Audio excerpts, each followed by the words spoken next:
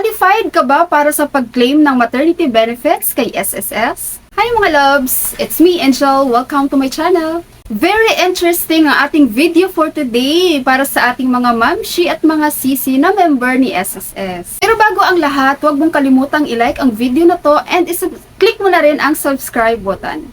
Mga loves, tandaan nyo, hindi porket member kayo ni SSS ay qualified na kayo para mag-claim ng maternity benefits. At hindi porket may mga hulog ka kay SSS ay qualified ka na rin para mag-claim ng maternity benefits. Bakit?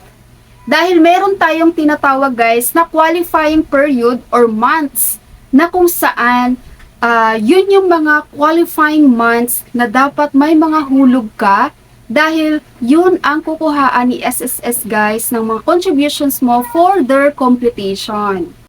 Dahil kapag yung mga qualifying months or period mo guys ay walang contributions, wala ring makukuha si SSS para kukumpyutan nila. So walang makukompute, meaning wala kang maa-avail na maternity benefits. Nagets? Okay, so yung nakikita nyo ngayon guys sa screen, yan ang ating qualifying period or months. So nakikita nyo dyan, merong semester of contingency na nakalagay. Ang semester of contingency guys, meaning yun yung buwan ng iyong kapanganakan or buwan kung kailan ka nanganak or buwan kung kailan ka nakunan or nagkaroon ng miscarriage. At yan naman ang ating mga qualifying period or months.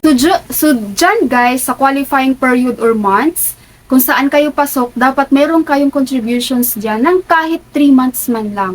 So kapag ang contributions nyo lang dyan is 2 months or 1 month, hindi na kayo pasok doon sa requirements natin for maternity claim. So yung mga semester of contingency guys, 4 na quarter yan, no? So merong, ang first quarter is January to March, second quarter, April, May, June, third quarter, July, August, September, and fourth quarter is October, November, December. For example, guys, manganganak ka or ididi mo or nanganak ka na or nakunan ka ng September 2023. So, ang pasok sa qualifying period mo, kung nakita mo dyan, ay April 2022 to March 2023. Okay, so yung qualifying months na yan or period, guys, make sure na meron kang at least 3 months contributions para maka-avail ka ng maternity benefits. So ngayon pa lang, tingnan mo na kung may mga contributions dyan. Dahil pag wala guys, I'm sorry to say, ay hindi ka makaka-claim ng maternity benefits. Okay guys? And ngayon naman, hindi porket sinabi ko na, or sinabi dyan ni SSS na dapat may hulog ka for that qualifying period ng at least 3 months, ay ipapasok mo na rin sa kukote mo guys na dapat 3 months lang ang hulog mo. Okay, so wag ganon. Dahil ang computation guys ni SSS for maternity ay 6 months. So sa 12 months na yan, sa qualifying period na yan guys, kukuha dyan si SSS ng at least 6 months contributions na matataas. Okay, so for example, April 2022 to March 2023, di ba? So, ipagpalagay natin na hindi naman consistent ang monthly na contributions mo. Paiba-iba ka ng amount, di ba? For example, this month, ang contributions mo lang is 500. Next month, 1,000 na naman yung contributions mo kasi nakaluwag-luwag ka sa budget. Sa sunod na araw, mas lalong tumaas, no? Tandaan nyo guys, sa qualifying period na yan, kukuha si SSS ng 6 months na may mga matataas na contributions. Okay, malinaw ha? Yung mga matataas na contributions guys, yan ang kuhaan ni SSS ng computation para sa maternity benefits na makukuha mo. Okay? So maghulog kayo guys regular kay SSS. Dahil kapag itatak mo sa isip mo guys, ay 3 months lang makaka-avail na ako ng benefits.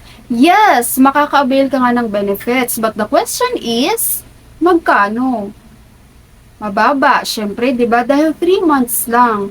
Tapos ang pinili mo pang contribution, amortization is pinakamababa din na 500. So, mababa lang din talaga guys yung makukuha mong maternity benefits. Tandaan nyo guys, mas malaking contributions mas malaking maternity benefits ang makukuha nyo kay SSS.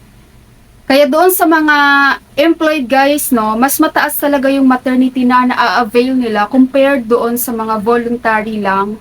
Dahil ang contributions ni employee is mataas because of the employer's share din. Okay guys, so i-check mo na ang qualifying period, ang semester of contingency kung saan ka dyan pasok. Check the qualifying period and make sure kung may mga contributions ka dyan.